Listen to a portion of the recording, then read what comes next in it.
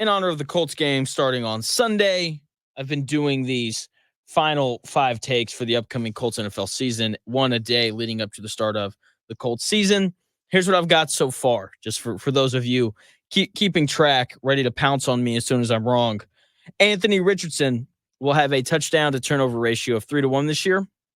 Michael Pittman Jr. will not lead the Indianapolis Colts in receiving yards this year.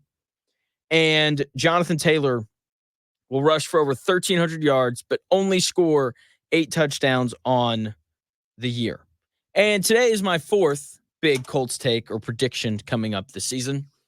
The Colts defense is going to be top 5 in sacks, and they're going to have a fringe top 10 defense in the NFL based off of the numbers. This defensive line is the best part of this defense.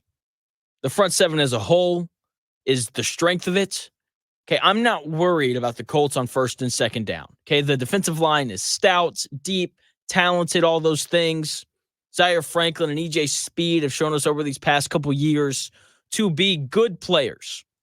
Okay, I have no worries whatsoever about the Colts defending the run this year. I think they're going to be one of the better teams in the NFL at defending the run due to the talent that they have on the defensive line and how solid they are at linebacker. Now, everyone knows how terrible this secondary is. It's really bad. It's nothing but question marks and bad feelings everywhere outside of Julian Blackmon. Even Kenny Moore. Wasn't very good last year. He's getting older. Who knows if he's going to be as good as he used to be in pass coverage. Despite everything that I just said about that Colts secondary, though, I think the Colts are going to have one of the better defenses statistically in the NFL this year. By the numbers, they will be a fringe top 10 defense. Okay, and I believe that when people evaluate teams and players, they look at, there's 2 different metrics that they use. They look at stats, they look at yards per play, EPA per play, yards allowed, points given up, all those things. And people will use that to tell you who's good and who isn't. And then other people use the eye test. And which is, exactly what it is. They watch the games and then they tell you who's good and who's not. I'm telling you right now, the Colts will not pass the eye test, but they will pass this statistics test. Okay? Because once again, like this pass rush is going to be good. The linebackers are going to be good, but we're going to sit back and every time a quarterback loads up to throw it, we're going to be holding our breath. Okay, we're going to clench our butt cheeks together, just hope and pray that nothing bad happens because this secondary isn't very good. Okay, it's not. But the strength of this defense, being the defensive line, is going to help them. They were top 3 in sacks last year, the Colts were. And you could argue that they got better at the defensive line this year, bringing in Raekwon Davis and Leatu Latu. Okay, like they are going to be fine in the front 7. They're going to be fine in applying pressure on the quarterback. The secondary is where everyone is concerned, and rightfully so. It's like, well, Jonathan, this is a passing league. If the secondary is bad, then why do you think that the Colts will look fine statistically? It's because of who they play. That's why I think they'll be fine. Okay, I'm not predicting for this Colts defense to look good statistically because I love the defense. I'm not saying it because I like Gus Bradley. I'm saying it because they just don't play that many great quarterbacks this year. They only have one game, the Colts do, against a legitimate top 5 quarterback in the NFL, and that's Josh Allen in Week 10. They don't see Lamar Jackson. They don't see Joe Burrow. They don't see Patrick Mahomes. They don't see anyone like that. They see Josh Allen in Week 10. That is the only top-tier quarterback that this Colts defense will face all year long. Okay? Outside of that, they play multiple 10th-ish best quarterbacks in the NFL. They play C.J. Stroud twice.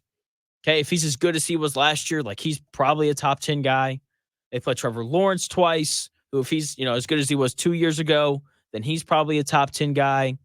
Okay? They play Jordan Love, who was terrible the first half of last year, figured it out late, right? They play Aaron Rodgers, who's 40, coming off of an Achilles tear, and they play Jared Goff. So that's one game against an elite level quarterback in Josh Allen, and 7 games against the 10th-ish best quarterbacks in the NFL.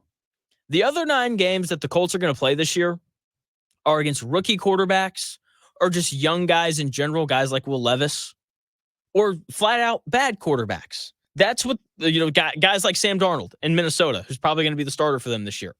That is what this Colts defense has to face this year, which is a huge break for the Colts. Okay. And the fact that they aren't going to play against that many elite top tier quarterbacks is going to make this Colts defense statistically look better than what it really is. Okay. Like, they got pretty lucky given how terrible the secondary is and how many not good quarterbacks they're going to get to play against this year. So when we sit back and we watch the Colts, they're not going to pass the eye test, especially when they play the Texans, Bills, Lions, Packers, Jets, and Jaguars. Okay, like, they will not pass the eye test. But your casual, everyday fans, this is how you can identify the people in your life who don't actually watch the games. Okay, the people who are going to go to, Pro Football Reference and be like, oh, the Colts are 11th in yards allowed and they're 12th in points allowed. Like, they're a pretty good defense. Yeah, you can look at them and be like, no, you're dumb. You clearly haven't been watching. Okay, that is what I think we're going to see from the Colts this year. Statistically, they'll be fine because they just don't play against that many good quarterbacks. Whereas when we sit down and we actually watch, there are going to be a lot of concerns to be had. And we're going to see those concerns on full display in week 1 when the Indianapolis Colts take on the Houston Texans, CJ Stroud, Nico Collins, Tank Dell, Stephon Diggs, a team that can really throw the ball all over the yard. Like, we're going to see all the concerns that we have come to light on Sunday. But